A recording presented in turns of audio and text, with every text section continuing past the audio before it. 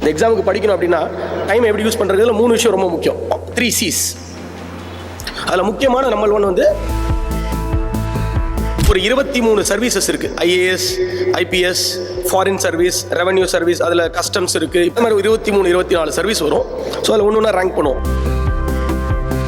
Carrier, உங்களுடைய வாழ்க்கையை decide பண்ணக்கூடிய அந்த டைமில் இருக்கக்கூடிய நாட்களை நீங்கள் செலவிடுறீங்க அப்படின்னா அது வந்து உபயோகமானதாகவும் எந்த அளவுக்கு நீங்கள் உங்களுக்கு அது தேவையானதாகவும் இருக்குங்கிறது ரொம்ப முக்கியம். சார் என்னால் வந்து 2 மணி நேரத்துக்கு மேலே உட்கார கான்சென்ட்ரேட் பண்ணி படிக்க முடியல, சில பேர் 1 மணி நேரத்துக்கு மேலே கான்சென்ட்ரேட் பண்ணி படிக்க முடியல, மைண்டு டைவர்ட் ஆகுது அப்படின்லாம் சொல்கிறாங்க. 16 வருடங்களுக்கு முன்னாடி பார்த்தீங்கன்னா இந்த அளவுக்கு இருந்த அளவுக்கு எங்களுக்கு வந்து அந்த டிஸ்ட்ராக்ஷன்ஸ் கிடையாது, சோஷியல் மீடியா கிடையாது, இல்லை வேறு எதுவுமே கிடையாது. உங்களுக்கு டிஸ்ட்ராக்ஷன்ஸ் நிறைய இருக்குது.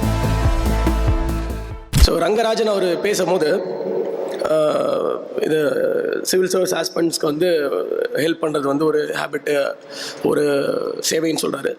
ஐ டோன்ட் திங்க் அது ஒரு சேவைன்னு நான் சொல்ல மாட்டேன். நானும் உங்களை எல்லோரும் மாதிரி ஒரு ஸ்டூடெண்ட்டாக தான் ஒரு 15 வருஷத்துக்கு முன்னாடி இருந்தேன். அப்போ வந்து எனக்கு சில ஆசிரியர்கள் இருந்தாங்க, எனக்கு சில வழிகாட்டிகள் இருந்தாங்க, எனக்கு சில ரோல் மாடல்ஸ் இருந்தாங்க. அவங்களாம் எனக்கு சில என்ன செய்யணும், முக்கியமாக என்ன செய்யக்கூடாது அப்படிங்கிற சில விஷயங்களை சொன்னாங்க. அதன் விளைவாக தான், அதன் காரணமாக தான் வந்து என்னால் சிவில் சர்வீஸ் தேர்வை வந்து கிளியர் பண்ண முடிஞ்சுது. ஸோ அதனால் நான் ஒரு விஷயத்தில் ரொம்ப ஊர்ஜிதமாக நம்புகிறேன். Giving back to the society. நம்மளுக்கு என்ன கிடைச்சிதோ அதை நம்ம வந்து அந்த அளவுக்கு கொடுக்க, அதை விட அதிகமாக கொடுக்க முடியலன்னா அட்லீஸ்ட் அந்த அளவுக்கு நம்ம திருப்பி கொடுக்கணும். ஸோ அதில் நான் ரொம்ப உறுதியாக நம்புகிறேன். ஸோ அதனால் வந்து எனக்கு கிடைக்கிற வாய்ப்பில் வந்து இளைஞர்களுக்கு வந்து ப்ளஸ் எஸ்பெஷலி சிவில் சர்வீசஸ் தேர்வுகள் மற்றும் இதர அரசு பணிகளுக்கு ப்ரிப்பேர் பண்ணுறவங்களுக்கு என்னால் முடிஞ்ச அந்த ஒரு சின்ன வழிகாட்டுதலை கொடுத்துட்ருக்கேன். நிறைய வீடியோஸ் இருக்கும், என்னோடது பார்த்துருப்பீங்க. சில விஷயம் வந்து ரெப்படிட்டிவாக கூட இருக்கலாம். ஸோ என்னோட வீடியோஸில் இருக்குது. ஸோ என்னோட வீடியோஸ் இதுக்கு முன்னாடி பார்த்துருந்தீங்க அப்படின்னா ஐ கிவ் அ டிஸ்க்ளைமர், இல்லைனா மேபி இது வந்து உங்களுக்கு கொஞ்சம் புதுசாக இருக்கும். ஸோ பேசிக்காக நம்ம ஒரு விஷயம் நல்லா புரிஞ்சுக்கணும். நம்ம ஒரு படிப்பு படிக்கிறோம், ஸ்கூல் படிக்கிறோம், அதுக்கடுத்து நம்மளுக்கு ஒரு காலேஜில் நம்ம ஒரு என்ன மாதிரியான ஒரு துறையை தேர்ந்தெடுக்கணும், எந்த மாதிரியான ஒரு பிரிவை தேர்ந்தெடுத்து படிக்கிறோம். நிறைய டைம் வந்து அது ஒரு உந்துதலோடு படிக்கலாம். சில டைம் வந்து வீட்டில் இருக்கவங்க இல்லை நண்பர்கள் இல்லை நம்ம டிவியில் பார்த்து ஏதோ ஒரு காரணத்துக்காக ஒரு துறையை எடுக்கலாம். ஸோ அந்த படிப்பு வந்து உங்களுக்கு வந்து படித்து முடிக்கும் போது வந்து மேபி நான் இதை படிக்காமல் இருந்திருக்கலாமா அப்படின்னு கூட தோணலாம். இதையே நான் சொல்கிறேன் அப்படின்னா, நம்ம என்ன படிக்கிறோங்கிறது வந்து ரொம்ப முக்கியமான விஷயம். பட் அதை விட முக்கியமான விஷயம் வந்து நம்ம வந்து ஒரு அரசு வேலைக்கான ஒரு தேர்வு, அது வந்து மத்திய ஒன்றிய அரசாக இருக்கலாம், இல்லை வந்து மாநில அரசாக இருக்கலாம், இல்லை எந்த தேர்வு வேணாலும் இருக்கலாம். அந்த தேர்வுகளுக்கு வந்து நம்ம வந்து பயிற்சி எடுக்கிறோம், அந்த தேர்வு வந்து நம்ம எழுதுறதுக்கான அந்த தயார் நிலையை நம்மளை படுத்திக்கிறோம் அப்படின்னா அதுக்கு முதல்ல ஒரு உந்துதல், ரொம்ப ஒரு ஸ்ட்ராங்கான உந்துதல் உங்களுக்கு வேணும். ஒரு சின்ன எடுத்துக்காட்டுக்கு சொல்லணும் அப்படின்னா, நான் வந்து ஒன்றிய பப்ளிக் தேர்வாணையம் அது நடத்தின எக்ஸாம் மட்டும் தான் எழுதியிருக்கேன். அந்த எக்ஸாம் தவிர யூபிஎஸ்சி சிவில் சர்வீஸ் எக்ஸாமினேஷன் சொல்லுவாங்க, அது தவிர எதுவுமே நான் எழுதுனதில்லை. ஏன்னா நான் வந்து ரொம்ப உறுதியாக என்னோட கனவு வந்து ஒரு ஐபிஎஸ் அதிகாரி ஆகணுங்கிறது தான். ஸோ அதனால் நான் அதை மட்டும் தான் தேர்ந்தெடுத்து படித்தேன், வேறு எந்த எக்ஸாமுக்கும் நான் படிக்கலை. அதனால் வந்து எந்த தேர்வுக்கு நீங்கள் ப்ரிப்பேர் பண்ணாலும் முதல்ல உங்களோட உங்களோட அந்த ஒரு எண்ணம், உங்களோட அது எந்த அளவுக்கு உங்களோட இதில் வந்து கான்சைன்ஸில் இருக்குது, எந்த அளவுக்கு அது உங்களுக்கு ரொம்ப முக்கியங்கிறது ரொம்ப முக்கியம். ஏன் இல்லை அப்படின்னா, இந்த தேர்வு வந்து முதல்ல சொன்ன மாதிரி ரொம்ப கடினமான தேர்வு. இந்த தேர்வுக்கு உங்களை தயார்படுத்தணும் அப்படின்னா அதுக்கு நீங்கள் பலவிதமான ஒரு தியாகங்கள், சாக்ரிஃபைசஸ் பண்ண வேண்டி வரும். நான் அப்புறம் சொல்கிறேன் என்னென்ன பண்ணணும்னு நான் சொல்கிறேன். பட் அதுக்கு முன்னாடி வந்து இந்த ஒரு ஐஏஎஸ் அதிகாரி ஆகணுங்கிற ஒரு கனவோ, இல்லை ஒரு ஐபிஎஸ் அதிகாரி ஆகணுங்கிற கனவோ, இல்லை எந்த ஒரு சில பேருக்கு ஆர்மி ஆஃபீஸர் ஆகணும்னு இருக்கலாம், என்ன வேணாலும் நீங்கள் ஆகணும்னு நினைக்கலாம். பட் அந்த கனவு வந்து எந்த அளவுக்கு உங்களுக்கு ஒரு உந்துதலை தருது, அந்த கனவு வந்து எந்த அளவுக்கு நீங்கள் வந்து உங்கள் வாழ்க்கையின் ஒரு முக்கியமான அங்கமாகவும், இல்லை எப்படி வந்து சூரியனை சுற்றி கோள்கள் வருதோ அந்த மாதிரி வந்து எப்படி அந்த கனவை சுற்றி நீங்கள் வரீங்கிறது தான் ரொம்ப முக்கியமான ஒரு விஷயம். அது எந்த போட்டித் தேர்வுக்கு நீங்கள் ப்ரிப்பேர் பண்ணுறதாகவும் இருக்கலாம். இது ஏன் நான் இப்படி சொல்கிறேன் அப்படின்னா, the power of subconscious mind. நம்ம உள் மனசில் என்ன நினைக்கிறோங்கிறது வந்து ரொம்ப ஒரு முக்கியமான ஒரு விஷயம்.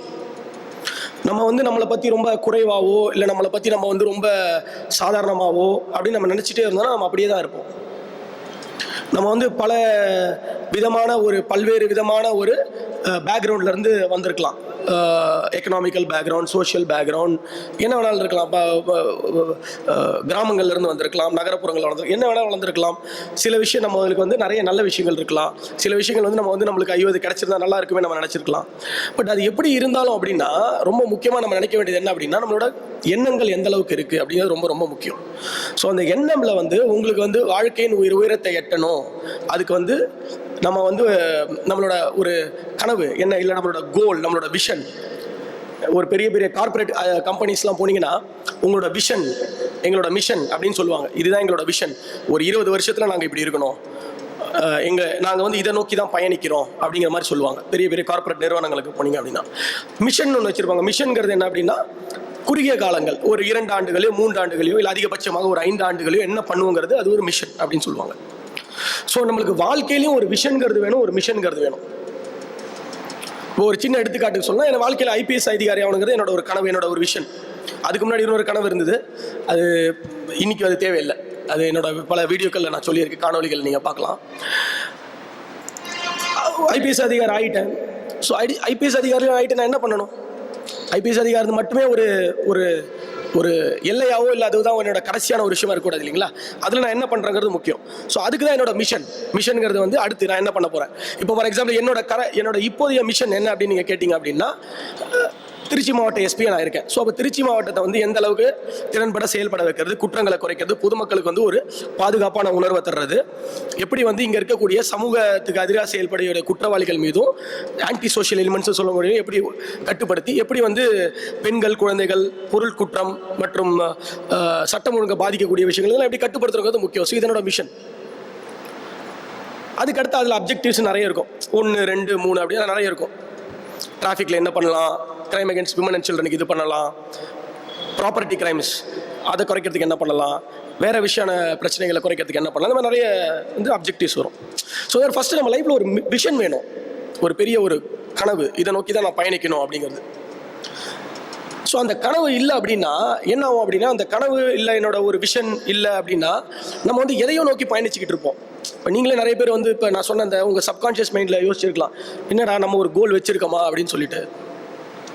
இது நீங்களே உங்களோட செல்ஃபாக யோசிச்சு பார்க்கணும். ஸோ அந்த விஷன் இல்லை அப்படின்னா ரொம்ப கஷ்டம். ஸோ அந்த விஷனில் உங்களுக்கு முக்கியமாக ஒரு ஐஏஎஸ் அதிகாரியோ ஒரு ஐபிஎஸ் அதிகாரியோ இல்லை வேறு ஏதாவது ஒரு பெரிய சாதனை பண்ணணும் வாழ்க்கையில், அது எது வேணாலும் இருக்கலாம். வெறும் போட்டித் தேர்வு மட்டும் இல்லை, அது எது வேணாலும் இருக்கலாம். சில பேருக்கு சயின்டிஸ்ட் ஆகணும்னு ஆசையாக இருக்கலாம். ஸோ அந்த கனவு, அந்த விஷன்கிறது ரொம்ப ரொம்ப ஒரு முக்கியமான விஷயம். அது எது வேணாலும் இருக்கலாம், எந்த துறையாக வேணாலும் இருக்கலாம். சட்டப்படி லீகலாக நம்ம செய்யக்கூடிய எந்த ஒரு பணினாலும் அது நல்ல விஷயம் தான். அது எந்த துறையாக இருந்தாலும் அந்த துறையில் வந்து என்ன ஆகணுங்கிற அந்த ஒரு விஷன் வேணும். அந்த விஷன் இல்லை அப்படின்னா நம்ம வந்து நம்மளோட அதிகபட்சமாக நம்மளுடைய திறமைகள்னாலையும் நம்மளுடைய முயற்சிகள்னாலையும் எட்டக்கூடிய அளவை நம்ம எட்ட முடியாமல் போயிடுவோம். ஸோ அது ரொம்ப ரொம்ப முக்கியம்.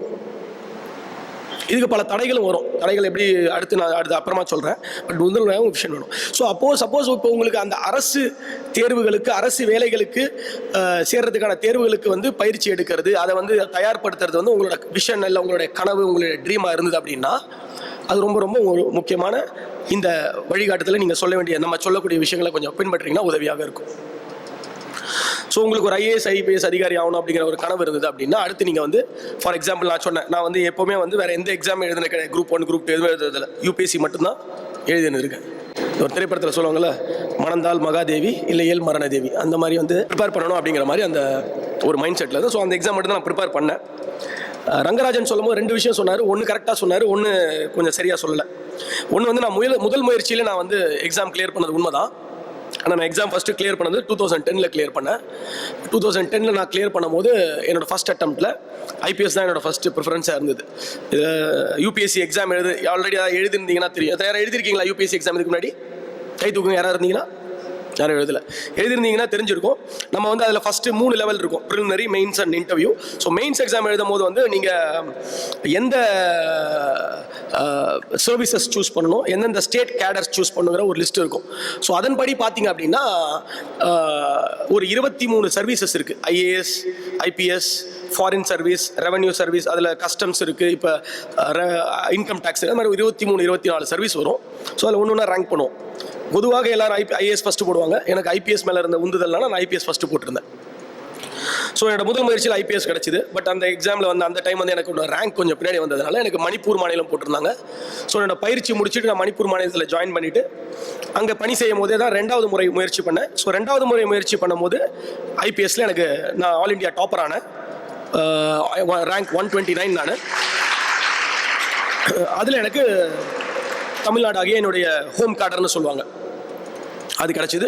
ஸோ அதில் தான் 2014 தமிழ்நாட்டில் வந்து மறுபடியும் 2வது தடவை பயிற்சி பண்ணேன். நான் 2 தடவை ஐபிஎஸ் பயிற்சி பண்ணியிருக்கேன். ஸோ இது எதுக்கு நான் சொல்ல வரேன் இதை எதுக்கு நான் இப்போ சொல்ல வந்தேன் அப்படின்னா, நம்ம கனவுகளுக்கு வந்து எப்பயுமே பல தடைகள் வரும் வாழ்க்கையில். ஸோ அந்த கனவை வந்து நம்ம எந்த அளவுக்கு வந்து நம்ம வாழ்க்கையின் ஒரு சூரிய கிரகம் எப்படி நான் முதல்ல சொன்ன மாதிரி சோலார் சிஸ்டமில் இருக்கும் அந்த மாதிரி வச்சுருக்குங்கிறது ரொம்ப ரொம்ப முக்கியம். ஸோ இந்த எக்ஸாமுக்கு படிக்க ஆரம்பிச்சிட்டிங்க அப்படின்னா உங்களை நீங்கள் முழு முயற்சியாக இதை தயார் பண்ணணும். உங்களுடைய முழு நோக்கம் இதுவாக இருக்கணும். ஏன் நான் சொல்கிறேன் அப்படின்னா, என்னோட ஒரு ஒரு இன்டர்வியூவில் கூட நான் சொல்லியிருப்பேன், லைஃப்பில் வந்து நம்ம வந்து நேரம் நம்மள்கிட்ட இருக்கக்கூடிய ரிசோர்ஸஸ்ன்னு சொல்கிறேன் இல்லைங்களா, ரிசோர்ஸஸ்லேயே எதுலேயே ரொம்ப முக்கியம் வந்து டைம் தான். நிறைய படத்துலலாம் கூட பார்த்துருப்பீங்க, சொல்லியிருப்பாங்க பணம் போனால் சம்பாதிச்சிடலாம், அது போனால் சம்பாதிச்சிடலான்னு. ஸோ ஆனால் நேரம் போனால் சம்பாதிக்க முடியாது. நேரம் தான் நம்மளுடைய மிகப்பெரிய ரிசோர்ஸ். ஸோ அந்த நேரம் நீங்கள் வந்து இந்த எக்ஸாமுக்கு ப்ரிப்பேர் பண்ணுறீங்கன்னா ஒரு 2 காலமோ 2 வருட காலமோ 3 வருட காலமோ இதுக்கு நீங்கள் உங்கள் வாழ்க்கையினோட ஒரு முக்கியமான பகுதி ப்ரைம் ஏஜ், உங்களோட கேரியர், உங்களுடைய வாழ்க்கையை டிசைட் பண்ணக்கூடிய அந்த டைமில் இருக்கக்கூடிய நாட்களை நீங்கள் செலவிடுறீங்க அப்படின்னா அது வந்து உபயோகமானதாகவும் எந்த அளவுக்கு நீங்கள் உங்களுக்கு அது தேவையானதாகவும் இருக்குங்கிறது ரொம்ப முக்கியம். ஸோ அதில் வந்து பார்த்தீங்கன்னா நான் முதல்ல சொன்ன மாதிரி உங்களோட அந்த கனவை நீங்கள் இது பண்ணிங்கன்னா அப்போ நீங்கள் வந்து you should use the time very very important. இதில் டைம் தான் வந்து உங்களுக்கு ஒரு பெரிய ஒரு சேலஞ்சு, மிகப்பெரிய சேலஞ்சுங்கிறது உங்களோட டைம் தான். ஸோ இப்போ நீங்கள் ஐஏஎஸ் எக்ஸாம் ஐபிஎஸ் எக்ஸாம் இல்லை குரூப் 1க்கு படிக்க போனீங்கன்னா உடனே ஆரம்பிச்சிடணும், முழு முயற்சியாக அதை படிக்கணும். சில பேர் வந்து குடும்ப கட்டாயம்னாலையும் இல்லை ஃபினான்ஷியல் சுச்சுவேஷன்னாலையும் வேலை பார்த்துக்கிட்டே படிக்கிற மாதிரியோ இல்லை வேறு படிப்பு படிச்சுட்டே படிக்கிற மாதிரிலாம் இருக்கும். That is fine. பட் உங்களுடைய நேரம், அதுலேயும் உங்களுடைய நேரத்தை எந்த அளவுக்கு செலவிடுறீங்க, அந்த நேரத்தை வந்து எந்த அளவுக்கு வந்து இந்த எக்ஸாமுக்கு தயார் பண்ணுறதுக்காக உபயோகிக்கிறது ரொம்ப முக்கியம். ஸோ உங்களோட நேரம், நான் முதல்ல சொன்ன மாதிரி உங்களோட ரொம்ப முக்கியமான ஒரு விஷயம் வந்து உங்களோட நேரம் எப்படி செலவிடுறது. நிறைய பேர் சொல்லுவாங்க நான் ஒரு நாளைக்கு 10 மணி நேரம் படிப்பேன், 14 மணி நேரம் படிப்பேன்னு சொல்லிட்டு. எனக்கு தெரிஞ்ச அதெல்லாம் வந்து ஒரு கட்டுக்கதை தான் நான் சொல்லுவேன். ஏன்னா ஒரு மனுஷனுக்கு வந்து ஒரு நாள் வந்து ஒரு நாளில் மினிமம் 7 மணி நேரம் தூங்க வேண்டியிருக்கும்.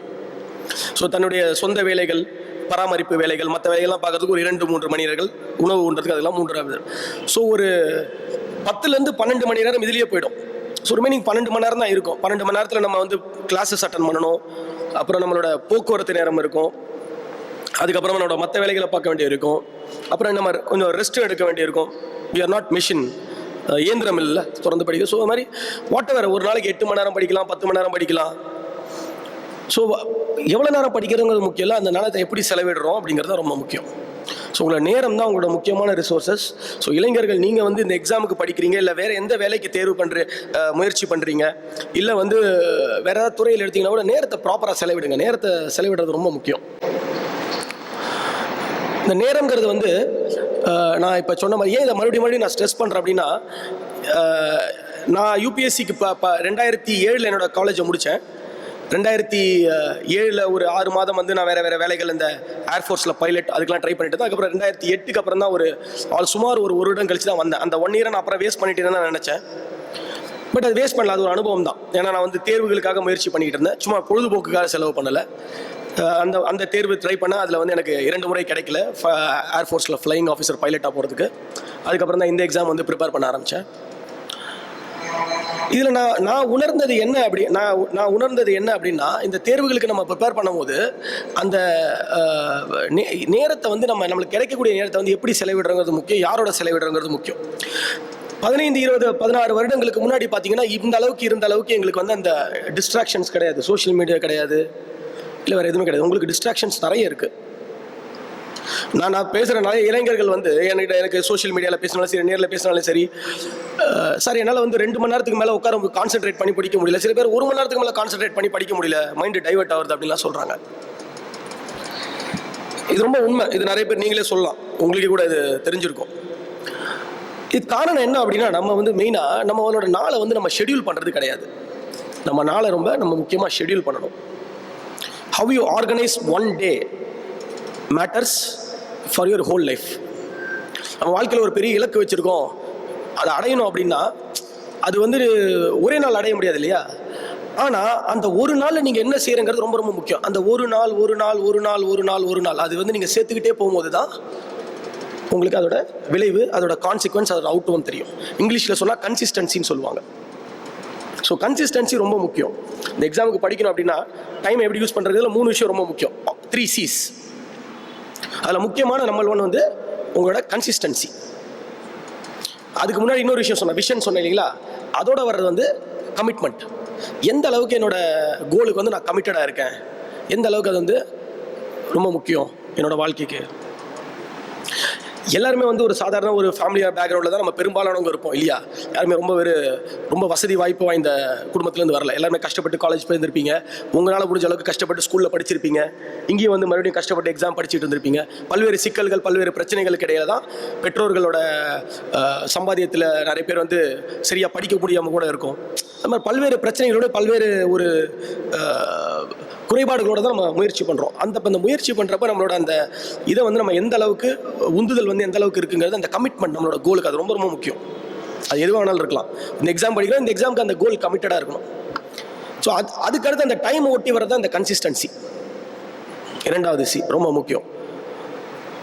பவர் ஆஃப் சப்கான்ஷியஸ் மைண்ட் நான் சொன்னீங்களா, அந்த மாதிரி வந்து இன்னொரு முக்கியமான புக் என்ன அப்படின்னா அட்டாமிக் ஹேபிட்ஸ்ன்னு சொல்லுவாங்க. ஜேம்ஸ் கிளியர் அவர் எழுதுனது. இந்த புக் வந்து எல்லாருமே வாழ்க்கையில் படிக்க வேண்டிய ஒரு விஷயம். இந்த புக் வந்து அவ்வளோ அருமையான புக். அது வாழ்க்கையில் எல்லாருமே ஒரு தடவை முக்கியமாக படிக்க வேண்டிய விஷயம். தமிழ்லேயே வந்திருக்குன்னு நினைக்கிறேன், அட்டாமிக் ஹேபிட்ஸ்ன்னு சொல்லி. ஹேபிட்ஸுங்கிறது என்ன? நம்மளோட பழக்க வழக்கங்கள் இல்லையா? அட்டாமிக்ங்கிறது என்னது? ஃபிசிக்ஸ் படித்தவங்க இல்லை ஈவன் பயாலஜி படித்தவங்களுக்கு கூட ஓரளவுக்கு தெரியும்.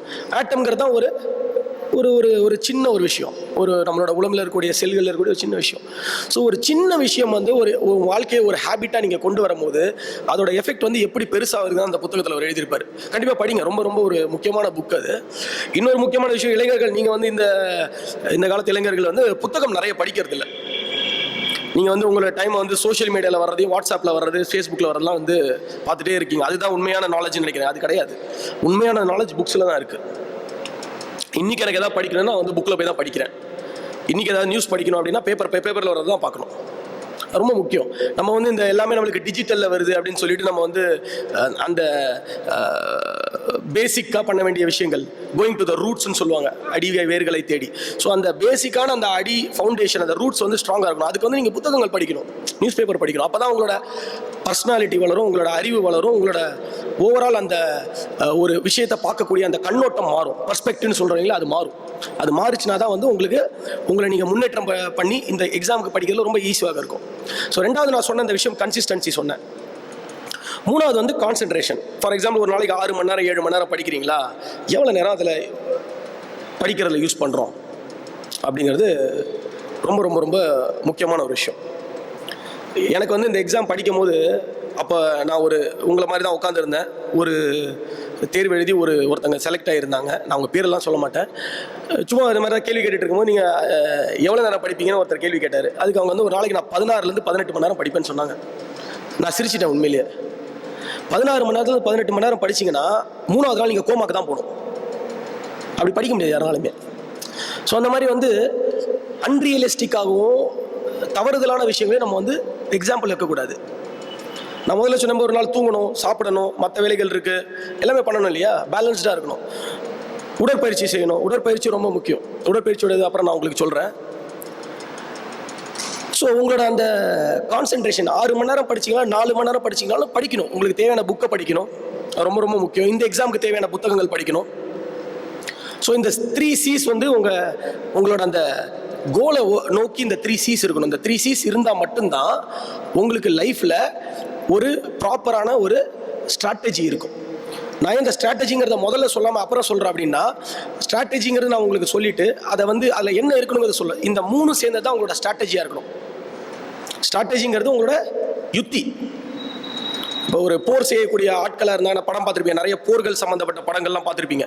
அப்போ என்ன பண்ணுவார், மன்னரும் அந்த படை தளபதியும் என்ன பண்ணுவாங்க, எப்படி நம்ம வந்து அந்த எதிரி நாட்டு படையை வீழ்த்துங்கிறதுக்கு ஒரு யுத்தி, ஒரு ஸ்ட்ராட்டஜி வச்சுருப்பாங்க இல்லையா? அதை ஒட்டி ஒரு பிளான் பண்ணுவாங்க, திட்டம். இந்த ரெண்டுமே ரொம்ப ரொம்ப முக்கியம். இந்த ஸ்ட்ராட்டஜிக்கும் இந்த பிளானுக்கும் இந்த 3 C's நான் சொன்னது ரொம்ப ரொம்ப முக்கியம் உங்களுக்கு. இது இல்லை அப்படின்னா உங்களால் வந்து ஒரு ஆர்கனைஸ்டாவோ ஒரு சிஸ்டமேட்டிக்காவோ போக முடியாது. இன்னி கூட என் வேலையில் வந்து நான் செய்யும் போது இந்த ரங்கராஜன் சொல்லிட்டு இருந்தாரு, நிறைய வேலை பலுக்கள் இருந்தாலும் என்னால் செய்ய முடியுது. ஏன்னா நான் I organise my day, I plan my day, I have a strategy. So இதை வந்து நீங்கள் எப்போலேருந்தே வளர்த்துக்கணும். அதுதான் ரொம்ப முக்கியம். ஏன்னா இதெல்லாம் வந்து யாரும் உங்களுக்கு கல்லூரியில் சொல்லிக் கொடுக்க மாட்டாங்க, இதெல்லாம் யாரும் உங்களுக்கு வந்து புக்கில் எழுதியிருக்க மாட்டாங்க. இது நம்மளே தான் ஒரு முடிவு பண்ணணும். நம்ம ஒரு நாளில் என்னென்ன பண்ண போகிறோம், நம்ம படிக்கிறதுக்கு எவ்வளோ நேரம் செலவிட போகிறோம், மற்றதுக்கு எவ்வளோ நேரம் செலவிட போகிறோம் அப்படிங்கிறது ரொம்ப முக்கியம். ஸோ இதுக்கு அடுத்து உங்களோட ஸ்ட்ராட்டஜி அண்ட் உங்களோட பிளான் இருக்கணும்.